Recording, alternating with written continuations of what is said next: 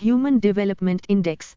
The dilemma behind comparatively measuring the developmental level of economies was solved once the United Nations Development Programme, UNDP, published its first Human Development Report, HDR, in 1990. The report had a Human Development Index, HDI, which was the first attempt to define and measure the levels of development. The index was a product of select team of leading scholars, development practitioners and members of the Human Development Report Office of the UNDP. The first such team which developed the HDI was led by Mahbub-ul-Haq and Inchkol. The term, human development, is a corollary of development in the index. The HDR measures development by combining three indicators: health, education and standard of living converted into a composite Human Development Index, the HDI.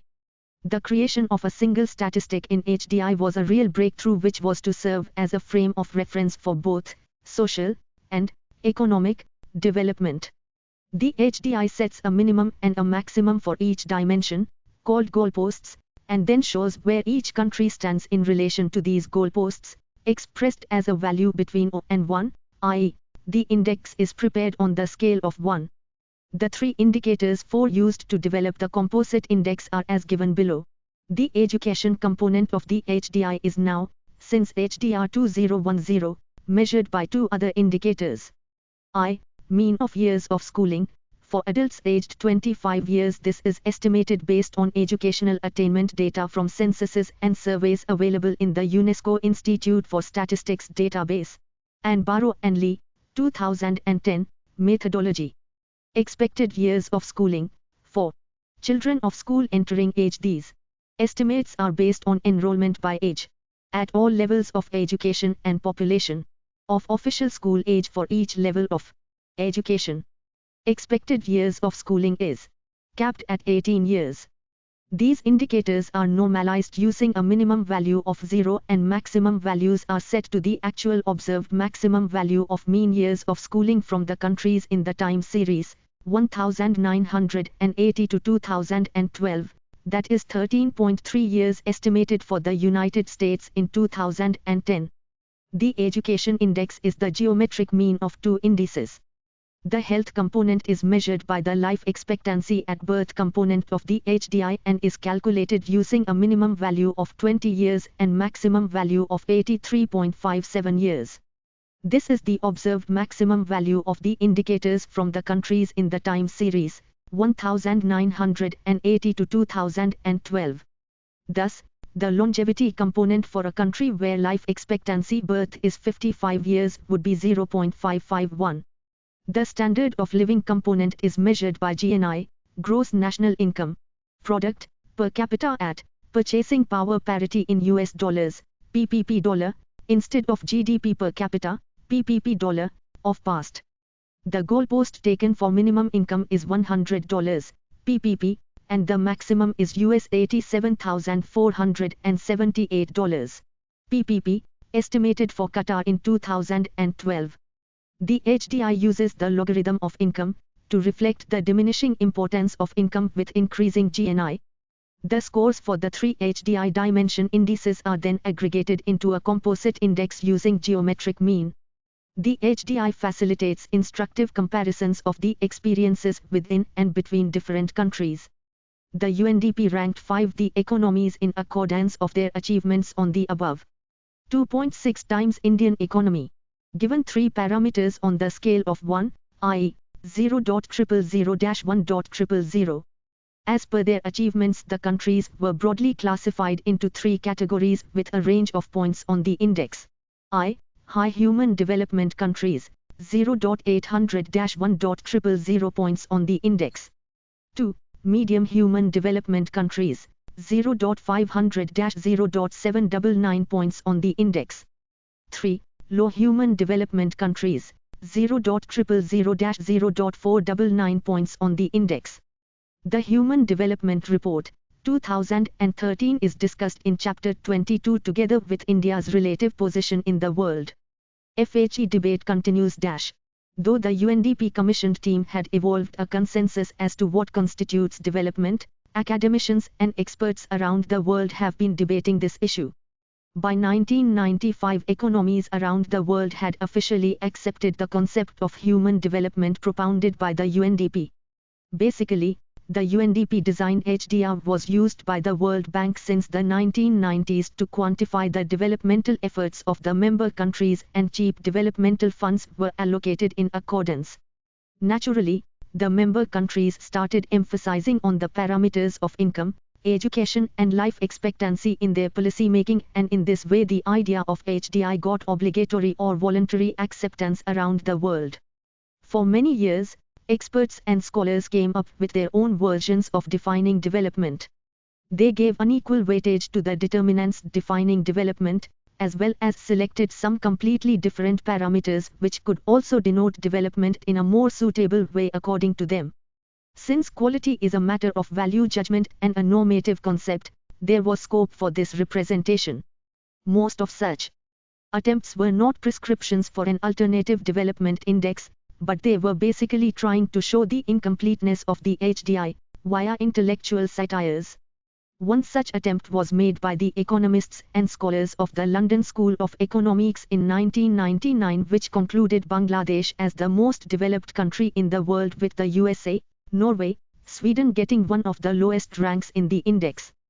Basically, it is very much possible to come out with such an index. As for example, we may say that peace of mind is a necessary element of development and betterment in human life, which depends heavily on the fact as to how much sleep we get every day. House theft and burglary are major determinants of a good night's sleep, which in turn depends on the fact as how assured we go to sleep in our homes at night from burglars and thieves. It means we may try to know a good sleep by the data of thefts and burglaries in homes.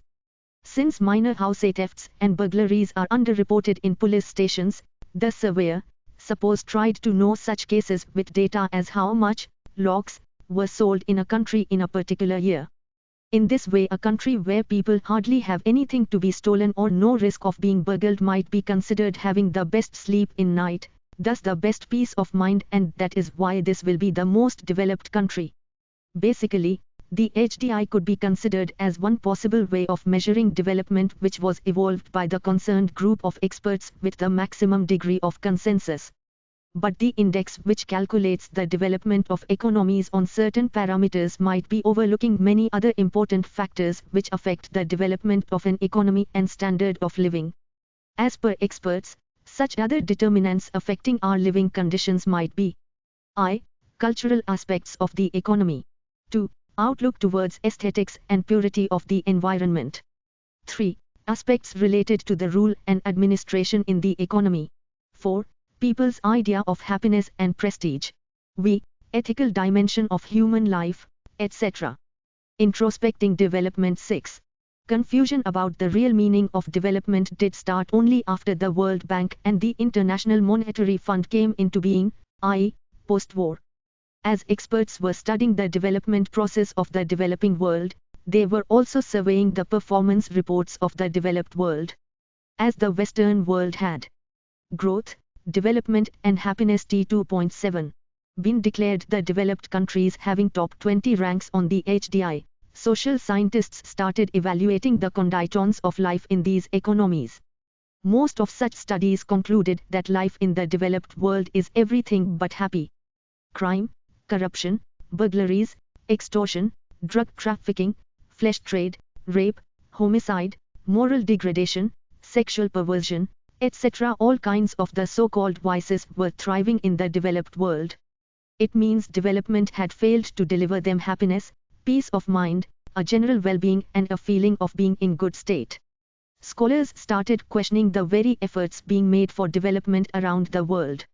Most of 2.8 times Indian economy, them have suggested a redefining of development which could deliver happiness to mankind. Why development has not delivered happiness to the developed world? The answer to this question does not lie in any one objective fact but touches so many areas of human life. First, whenever economists from the outset talked about progress, they meant overall happiness of human life. Social scientists somehow have been using terms such as progress, growth, development, well-being, welfare as synonyms of happiness. Happiness is a normative concept as well as a state of mind. Therefore, its idea might vary from one economy to the other. Second, the period in which development was defined, it was considered that with the supply of some selected material resources human life can be improved. These resources were pinpointed as a better level of income, proper level of nutrition, healthcare facilities, proper levels of literacy and education, etc. Happiness is a broader thing than development. The so-called development, for which the world has been striving hard for the last many decades, is capable of delivering material happiness to mankind. Happiness has its non-material side also. It means while the world has been trying to maximize its developmental prospects, i.e., material happiness, it could not attain the non-material part of happiness. The non-material part of our life is rooted in ethics, religion, spiritualism and cultural values. As development or human development was defined in material terms, it could only deliver us material happiness which is visibly available in the developed world. Due to partial definition of development, the developed world has been able to achieve development, i.e., happiness, but only of material kind, and for the non-material part of happiness, we naturally need to redefine our ideas of development today or tomorrow. Somehow a very small kingdom had been able to define development in its own way, which included material as well as non-material aspects of life into it, and named it the Gross National Happiness, GNH. This country is Bhutan. Gross National Happiness, Bhutan, a small Himalayan kingdom and an economic non-entity, developed a new concept of assessing development in the early 1970s as the Gross National Happiness, GNH. Without rejecting the idea of human development propounded by the UNDP, the kingdom has been officially following the targets set by the GNH. Bhutan has been following up the GNH since 1972, which has the following parameters to attain happiness development. I. Higher real per capita income. 2. Good governance. 3. Environmental protection. 4. Cultural promotion, i.e., inculcation of ethical and spiritual values in life, without which, it says, progress may become a curse rather than a blessing. At the level of real per capita income, the GNH and the HDI are the same. Though the HDI is silent on the issue of good governance, today it should be considered as being promoted around the world once the World Bank came with its report on it in 1995 and enforced it upon the member states. On the issue of protecting environment, though the HDI didn't say anything directly, the World Bank and the UNO had already accepted the immediacy of sustainable development by then, and by early 1990s there was a separate UN convention on the matter. Follow-up on this convention has been really very low till date, which is a different issue. It means the basic difference between the GNH and the HDI looks at the level of assimilating the ethical and spiritual aspects into our UNDP's idea of development. An impartial analysis sufficiently suggests that material achievements are unable to deliver us happiness devoid of some ethics at its base. And ethics are rooted in the religious and spiritual texts. But the new world is guided by its own scientific and secular interpretation of life, and the world has always been suspicious about recognizing the spiritual factor in the human life. Rather, the Western idea of secularism was defined after rejecting the very existence of anything like God, and also rejecting the whole traditional hypothesis of spiritualism as instances of ignorance and orthodoxy. And there should not be any doubt in accepting it that the Western ideology in the name of development has ultimately dominated the modern world and its way of life. The idea of development, which was followed by the larger part of the world, has been %, this worldly. And anybody can assess today what kind of happiness the world has been able to have for itself at the end. A recent study by a senior economist from the UNDP on the Bhutanese development experience under the GNH has vindicated the idea of gross happiness which development must result into. As per the study, the period 1984 to 98 has been spectacular in terms of development, with life expectancy increasing by a whopping 19 years. Gross school enrollment reaching 72% and literacy touching 47.5%, from just 17%. 7. After the terror attack on the World Trade Center in the USA, the whole world has gone for a psychic metamorphosis, and at least the euphoria of development from this world to that world has been shaken from its very base. The world, which is in the process of globalization, at one hand has started introspecting whether multicultural coexistence is possible. The Human Development Report of 2004 was titled as Cultural Liberty in Today's Diverse World. We may conclude that mankind is passing through a phase of serious introspection and transition where the dominant view in the world may metamorphose into redefining the very idea of development by including ethical values and spiritualism as important parts. But till now the proponents of development look shy in believing and accepting that there exists a non-material part of life, which needs to be realized to make our development result into happiness.